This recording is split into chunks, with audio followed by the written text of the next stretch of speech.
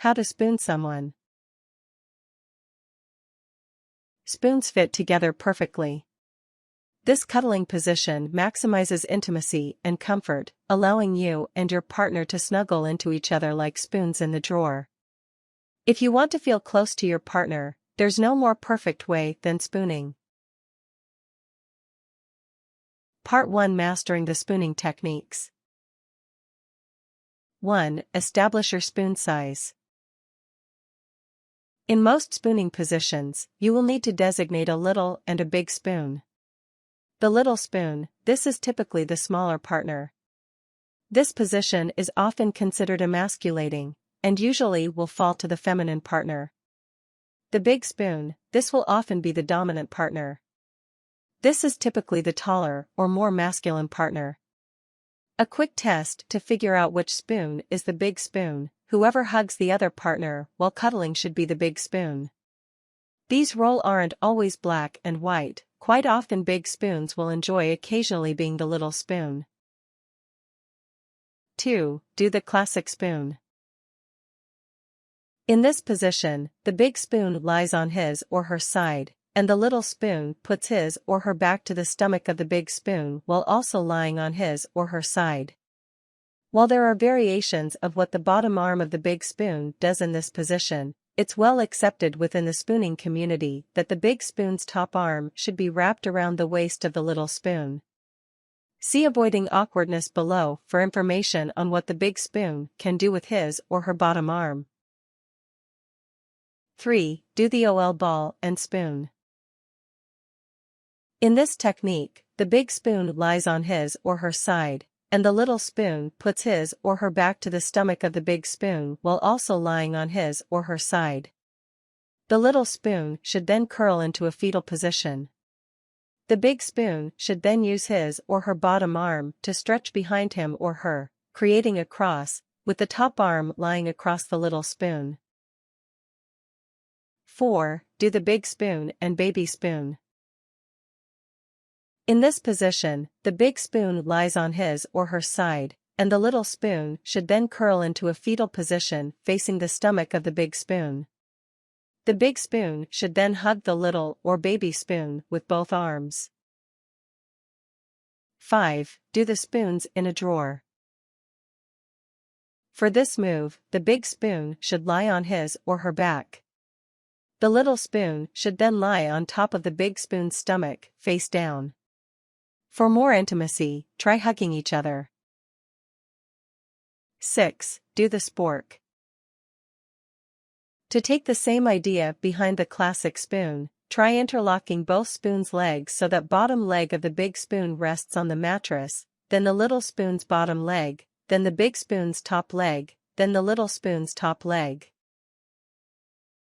7. Do the upside down Y.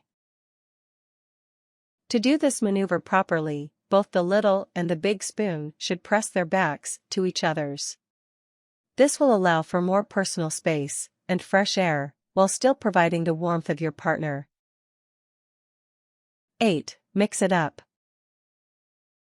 Who says the male has to be the big spoon all the time? Have fun switching it up and changing who is in the position of the big and little spoon. Even if the little spoon is a foot taller than the big spoon, this will be a fun and cute cuddling experience.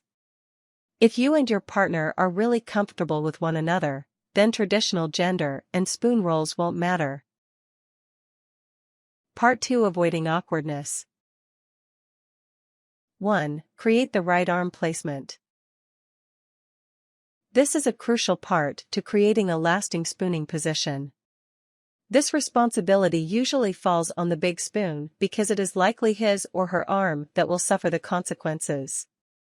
Bad arm placement can result in your arm falling asleep or an inability to leave the spooning position. Here are some arm positions you should avoid at all costs.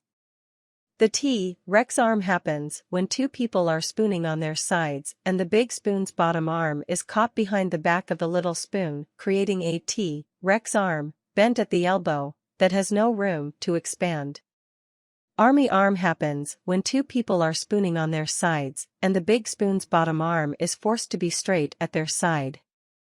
This is often uncomfortable and creates a barrier between the big spoon's front and the little spoon's back, therefore decreasing intimacy.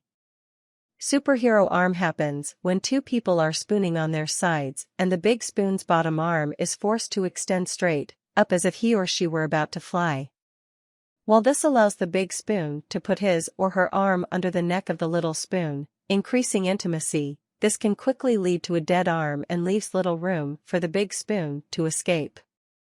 Hugging arm happens when two people are spooning on their sides and the big spoon's bottom arm is wrapped around the waist of the little spoon.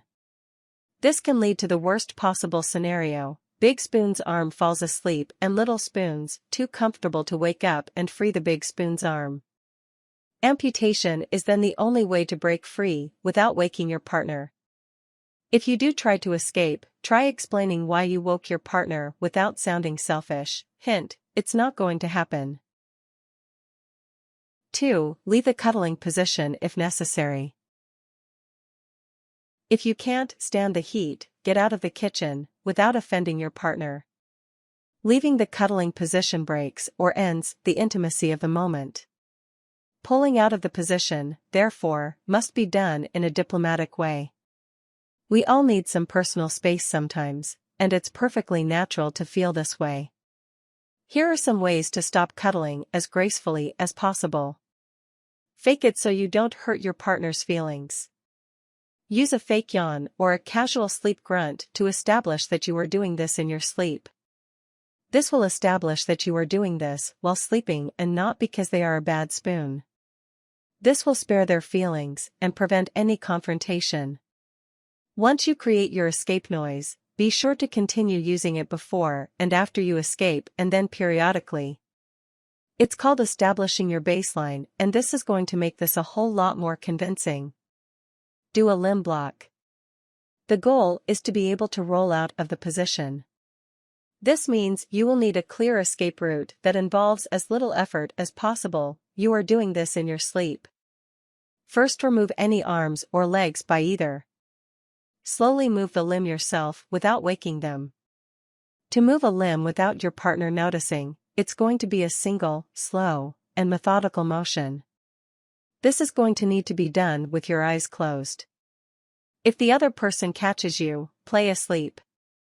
Creating an uncomfortable situation for your partner that makes him or her move that limb.